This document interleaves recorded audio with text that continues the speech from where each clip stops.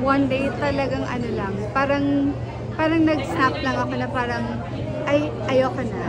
Nag-start ako ng intermittent.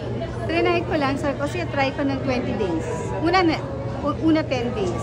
Tapos naging 20.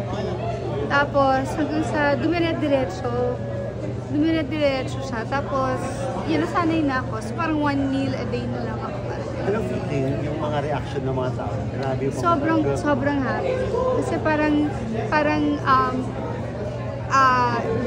actually, gradual rin yung hindi, mabilis yung pagtapayat ko. Pero thankful ako hindi kasi nagsag yung skin.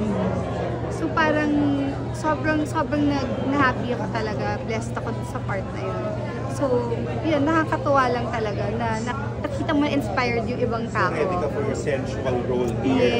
Yes. At saka maganda, ang sarap ng pakiramdam na nakaka-inspire ka ng tao, na ang dami nagtatanong na paano ka pumayat, na may pag-asa pa rin pala sila. Kasi ang na-lose ko is 84 pounds. So, For how many months? sabay pa kayo talaga. Actually, first 2 months, parang 60 plus na yung nahulog. Nawala agad sa akin. Kasi tinodo ko yung second month, tinodo ko na hindi dapat ginagaya ng iba. Dapat talagang tanungin niyo muna yung mga physician niyo muna ako. Kasi parang nag-18 hours ako na fasting, 19, so hindi dapat talaga yun. Ewan ko kung ano yung hinahabol. No water at all sa 18 na? Kahit water. Puro water talaga. Okay. Pwede.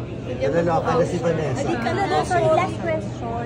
Meron kang parang post about two persons na parang may ginawa sa'yo. Oo, hindi mataas.